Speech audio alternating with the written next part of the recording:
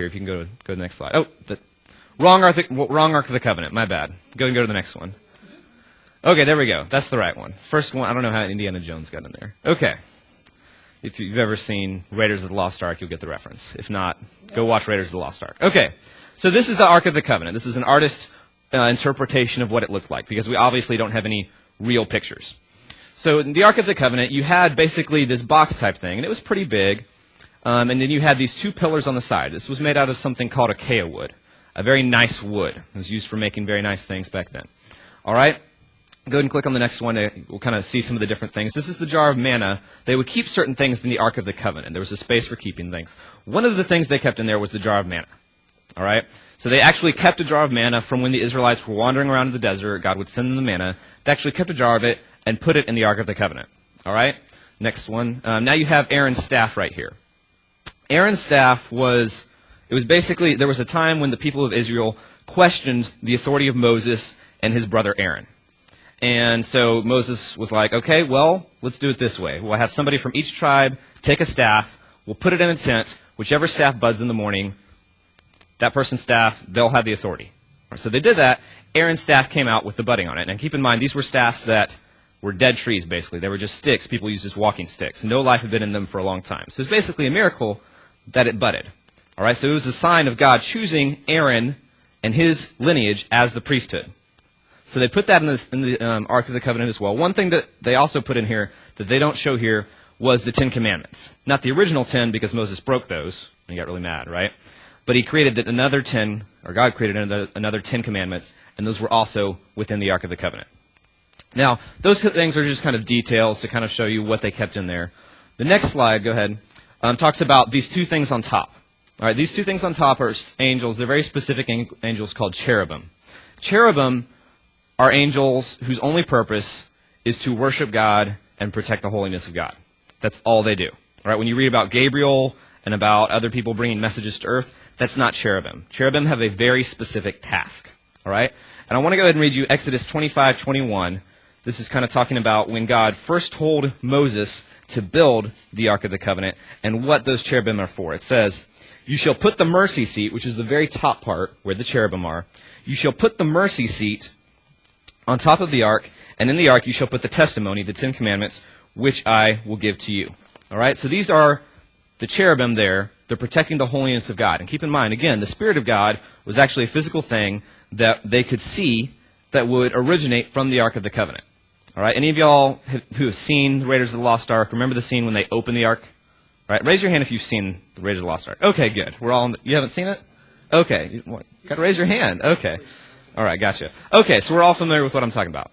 You know, at the end when everything rushes out, they're pretty much all the Nazis get their faces melted off and everything, right?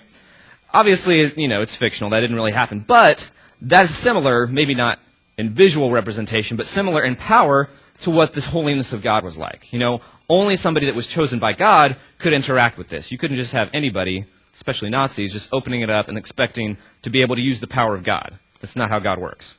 And so the mercy seat, right up here at top, was where the high priest would go and make the sacrifice for the people once a year. All right? So the mercy seat is actually a place where mercy took place. All right? This is where the high priest would petition God. He would intercede for the entire nation of Israel. All right? So that kind of gives you a little background on the Ark of the Covenant. I could talk about the Ark all day, but I'll move on in just a second. The cool thing about the Ark of the Covenant, and this is the part that the Raiders of the Lost Ark got right, is that they actually don't know where the Ark of the Covenant is anymore. All right? Way back when the Babylonians invaded Jerusalem, they destroyed the temple, they lost the Ark. They don't know if the Babylonians took it, if the Israelites hid it somewhere, or whatever happened. So basically, they just don't know where the Ark of the Covenant is. All right? Now, we'll actually, at the end of times, when Jesus Christ comes back to the earth, he's going to reveal the Ark. But we'll talk about that later. But I just wanted to give you a little background. I'm kind of a geek when it comes to the Ark of the Covenant. But anyway, next slide. All right, okay, I want to read you Revelation 11:19, which kind of talks about when the Ark of the Covenant will be coming back. It says, "And the temple of God," and this is talking about future tense, something that's going to happen after Christ comes back, "and the temple of God, which is in heaven, was opened, and the Ark of his covenant appeared in his temple, and there were flashes of lightning, and sounds and peals of thunder, and an earthquake, and a great hailstorm." So the Ark of his covenant will appear in his temple once again. All right, so all these people that are like, we got to find the Ark of the Covenant. We got to find this. There's one guy that has a conspiracy theory that it's on the hill of Golgotha where Jesus Christ died, buried, 100 feet down under the cross, and that when Christ died, the blood of the cross dripped on the Ark of the Covenant and all sorts of stuff. Kind of a little conspiracy theory, if you ask me. If he knows that, why doesn't he go get it? But anyway, the point is that it's cool to think about, okay, what if we could find the Ark of the Covenant? That'd be cool. But in all honesty, it's probably not going to happen until Revelation 11:19 actually occurs. When God comes back and he's like, okay, here's my temple, here's my ark. All right? Next slide. So talking about the mercy seat, I want to read verse 5 of chapter 9. It says, and above it were the cherubim of glory overshadowing the mercy seat, but of these things we cannot speak now in detail. All right? So again, he's talking about the cherubim of glory. Remember, their job was to protect the glory of God. All right? And so he says we cannot speak of them now in detail. It's not clear whether he's saying it's like some big secret or whether they just can't speak about them in detail because they have no idea where the Ark of the Covenant is. My guess would be they just don't know where the Ark of the Covenant is. Paul never saw it, or the writer of Hebrews never saw the Ark of the Covenant.